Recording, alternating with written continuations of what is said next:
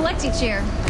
No. Oh, right. You're thinking of the 1.6 million daily customer care interactions Xerox handles, or the 900 million health insurance claims we process. So it's no surprise to you that companies depend on today's Xerox for services that simplify how work gets done, which is pretty much what we've always stood for. With Xerox, you're ready for real business. Golden Corral just passed America's Family Budget Act. Right now, kids eat for just $2.99 Monday through Thursday. It's all your endless Golden Corral favorites, including our new sirloin filet and our non-stop butterfly shrimp. The $2.99 Kids Dinner Special, only at Golden Corral. Talk back. Who's to blame for forced spending cuts? You know, sequestration. It is exhausting. Imagine playing the blame game day after day after day. I'm not really willing to discuss it in the framework that he's made up for himself. I mean, for goodness sakes, it was his proposal. You know, he proposed the sequester. It was his idea. He signed it into law, and now he's going to tell us that, it's all our fault. He, as in President Obama, but does Senator Paul realize that according to The Atlantic, the Senate has not passed major legislation in 952 days? Allow me to let that sink in. 952 days of nothing much. Seriously, who really cares who's to blame? In 8 days, if Congress doesn't act, $1.2 trillion worth of spending cuts will begin. And according to the Congressional Budget Office, if that happens, 750,000 jobs will be lost over the next 7 months, and the economy will slow again. And won't that be fun? As for the president, he's sitting down with local news anchors to urge Congress to act, while his men continue to play that exhausting blame game. We can't do anything without the House Republicans doing something, and their view is these cuts should happen. They have made a political decision that these automatic cuts should go into effect, which means that there are Americans working today who will lose their jobs. That's a choice they're making.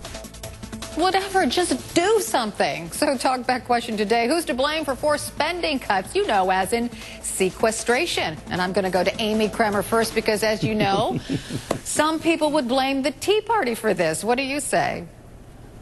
No, Carol, it's not. You can't blame the Tea Party. I think there's enough blame to go around. As Senator Paul said, it did originate with the president and the White House. But guess what? The House and the Senate both agreed to it and passed it. The bottom line is, contrary to what everybody believes, the Tea Party movement knows that the spending started under President Bush, and it has accelerated over the past 4 or 5 years. Our government is out of control, and we have to rein in the spending. And what is horrible is that the Department of Defense and all these departments knew this was coming, and they did nothing about it. They sat back and thought Washington will figure it out at the last hour. Well, you know what? It's $85 billion. When you're overspending $1.6 trillion a year, let the cuts happen. It's not even really cutting. All it does is slow the rate of growth. We have got to rein in the spending. It's our biggest threat to national security. Roland. Well, Amy, where are the Tea Party rallies on Capitol Hill then? What are the Tea Party folks mobilizing across the country like they were during the first term of the president? First of all, I agree with you. I don't believe the defense somehow should be off the table. But the question is the Tea Party, are they rallying in Virginia? Are they rallying in these states where these defense jobs are? So don't just say it on television. Mobilize your people to say to Republicans in Congress, make it happen. That's the whole thing. The media doesn't cover us the way they used to because we're no longer out in the streets. We're engaging. It's 2.0, and we're lobbying our officials in every way that we can. We're absolutely engaged. What's that? Take it to the streets. The media is going to cover you when you take it to the streets.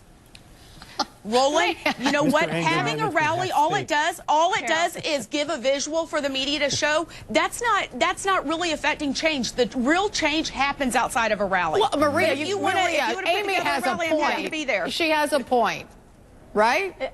Yes, and so I agree with a lot of what Amy said, except for the House Republicans didn't just agree to it. Speaker Boehner is on the record with a PowerPoint talking about sequestration, about how he wants to use it for leverage to get what he wants out of this administration.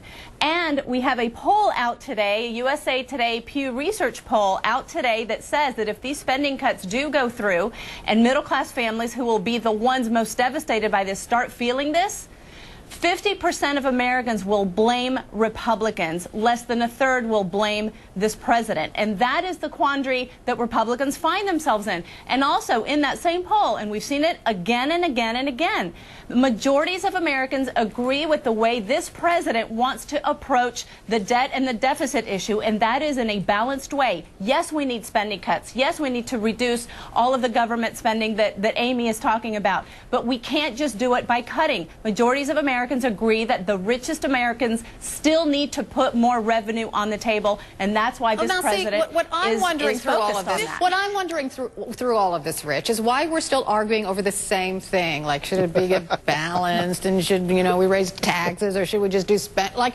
we've been arguing about this for like what, 5 years now? Well, probably for 270, however many years since 1789.